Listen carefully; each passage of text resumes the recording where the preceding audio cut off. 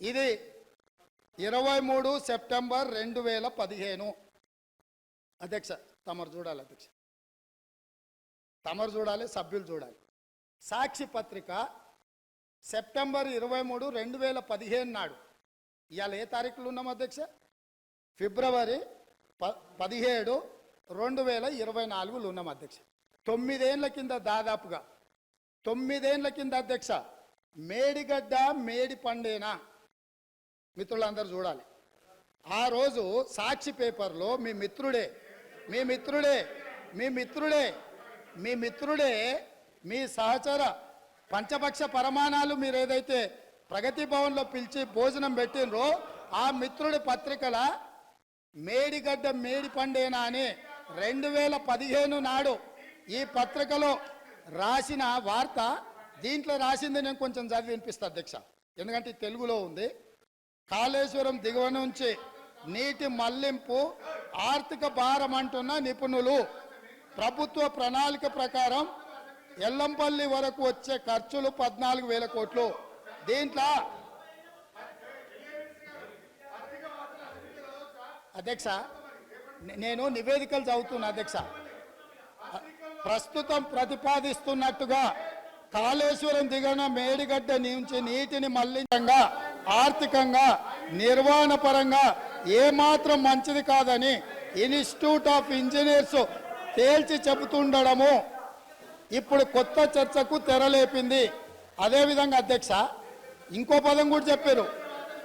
ప్రభుత్వ దూరదృష్టి అవగాహన లోపాల కారణంగా ఈ ప్రాజెక్టు అబాసుపాలు కాకుండా ఉండాలంటే ప్రత్యామ్నాయ మార్గాలపై అధ్యయనం చేయాలన్న వాదన వినిపిస్తుంది.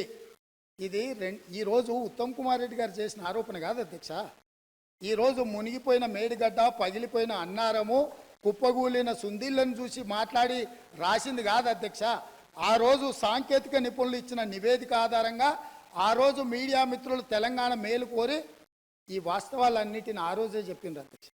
వీటన్నిటిని పెడచెవిన పెట్టి దాచుకోవాలన్న ఆలోచనతోని తెలంగాణ ఖజానాను కొల్లగొట్టాలన్న ఆలోచనతోటి ఈరోజు ఇంత దుర్మార్గానికి ఒడిగట్టి ఈరోజు ఈ రకంగా ఇక్కడికి వచ్చి మా వెంకన్న మాట్లాడితే వెంకన్న మీద దాడి, మా భట్టి గారు మాట్లాడితే వారి మీద దాడి, మంత్రి గారిని అసలు సహించలేకపోతున్నాడు. ఎందుకు అధ్యక్ష? నేను ఒకటే అడుగుతున్నా అధ్యక్ష, ఈ కాళేశ్వరం ప్రాజెక్ట్ అనేది తెలంగాణకు వరప్రదాయిని కాదు అధ్యక్ష, వీళ్ళ పుణ్యమా అని కాళేశ్వరం ప్రాజెక్టు తెలంగాణ సమాజానికి ఒక కలంకంగా మారింది అధ్యక్ష. ఇవాళ ఈ కలంకాన్ని నిలువెత్తు ఆధారాలు అక్కడ ఉంటే పక్కున పగిలిపోయి రెండుగా చీలిపోయి నేలకు కుంగిపోయి నిటారుగాడపోయి నిలబడితే సిగ్గుతో తెలంగాణ సమాజం తల వంచుకొని పరిస్థితులు కల్పించిన వాళ్ళు ఇంకా నిస్సిగ్గుగా సభలో నిలబడి మమ్మల్ని ప్రశ్నిస్తారా అధ్యక్ష? ఆనాడు జరిగిన తప్పిదాలను సరిదిద్దడానికి ఉమ్మడి రాష్ట్రంలో సమైక్య పాలనలో తీసుకుంటున్న నిర్ణయాలు తెలంగాణ సమాజానికి మేలు చేకూర్చడం లేదు అని ఎన్నో ఒడిదుడుకులను ఎదుర్కొని 4 కోట్ల తెలంగాణ ప్రజలకు 60 సంవత్సరాల ఆకాంక్షను అమలు చేయడానికి శ్రీమతి సోనియా గాంధీ గారు తెలంగాణ రాష్ట్రం ఇచ్చింది అధ్యక్ష. అట్లా ఇచ్చిన తెలంగాణను వీళ్ళని నమ్మి వీళ్ళ చేతిలో పెడితే 10 సంవత్సరాల దివాలా తీయించి కొల్లగొట్టి ప్రాజెక్టులు పక్కున బలిగిపోతుంటే దాని మీద క్షమాపణ చెప్పకుండా ఇంకా ఎదురుదాడేంది అధ్యక్ష? ఏంది ఇదా అధ్యక్ష పద్ధతి? ఈ నివేదికను కాదంటాడా? ఈ నివేదిక వాళ్ళు అధికారులను వాళ్ళు నియమించలేదంటాడా? లేకపోతే ఈ నివేదిక సంబంధం లేదంటాడా అని నేను అడుగుతున్నా అధ్యక్ష. ఇవాళ మాజీ మంత్రి హరీష్ రావు గారిని నేను నిలదీస్తున్నా. మీరు బాధ్యులు, మీరు ఈ దుర్మార్గాలకు పాల్పడ్డది మీరు. మిమ్మల్ని ఎందుకు 2014 నుంచి 18 వరకు మిమ్మల్ని చంద్రశేఖరరావు గారు మంత్రిగా కొనసాగించి 18లో ఎందుకు మిమ్మల్ని మంత్రిగా బర్తరఫ్ చేసిందని నేను అడుగుతున్నా. మీరు ఈ దోపిడీలో ఆ తర్వాత వచ్చిన చంద్రశేఖరరావు ఈ శాఖకు మంత్రి, ఈ పాపాలకంతా వాళ్ళిద్దరు కారణం కాదా అధ్యక్ష? వీళ్ళిద్దరు కలిసి ఈ రకంగా తెలంగాణను మొత్తం చెదలు పట్టించారు అధ్యక్ష. తెలంగాణను మొత్తం దోపిడీ. ఇట్లాంటి పరిస్థితుల్లో ఇంకా కూడా ఈ రకమైన మొండి వాదనలు తొండి వాదనలు వద్దు వద్దు హరీష్ రావు గారు. జరిగిన తప్పులు సరే, విజిలెన్స్ అండ్ ఎన్ఫోర్స్మెంట్ నివేదికిస్తే వాళ్ళని తిట్టివి, కాగ్ నివేదికిస్తే వాళ్ళను ఆరోపణ చేస్తేవి, వాస్తవాలను చెప్తే మా మీద దాడి చేస్తేవి.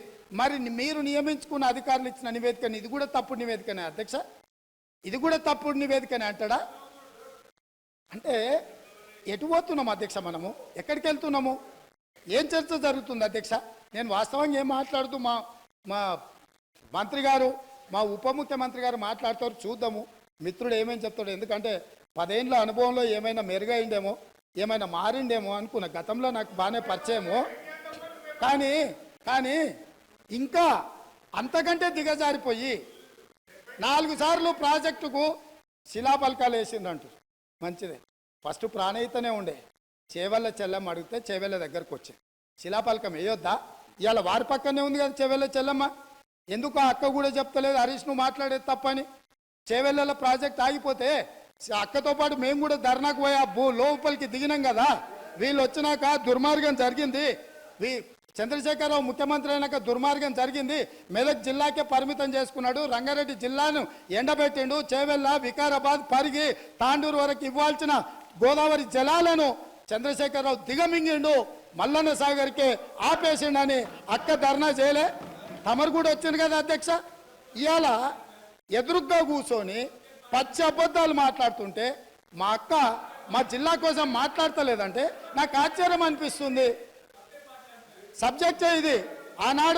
ఆనాడు దీక్షలు చేసి ధర్నాలు చేసి ఆనాడు రాజశేఖర రెడ్డి గారిని ఒప్పించి మెప్పించి చేవెళ్లలో శిలాఫలకం వేసి ప్రారంభోత్సవాలు చేసి 100 కోట్ల రూపాయల పనులు చేసి ఆ పనులను అర్ధాంతరంగా వదిలేస్తే దీక్షలు ధర్నాలు చేసిన శ్రీమతి సబితా ఇంద్రారెడ్డి గారు ఈరోజు మౌనంగా హరీష్ రావు గారిని సమర్థిస్తున్నారు అంటే ఇది తెలంగాణ సమాజానికి మంచిదా అని తమ ద్వారా నేను అడుగుతున్నా అధ్యక్ష. నేను ఆ ప్రాంతం నుంచి వచ్చినాం అధ్యక్ష, వాళ్ళు ఎన్నుకుంటూ వచ్చినాం, మనకు బాధ్యత లేదా అధ్యక్ష? సరిదిద్దాల్సిన బాధ్యత మన మీద లేదా? ఎదురుగా ఉండి 6 అడుగులు నిలబడి ఆయన అబద్ధాలు చెప్తుంటే అక్క ఒక్క మాట కూడా తమ్మి ఇది తప్పు అని అనకపోతే ఎట్లా? అక్క అక్క అక్క అక్క అక్క అక్క బాధ్యత ఏంది? అక్క బాధ్యత ఏంది?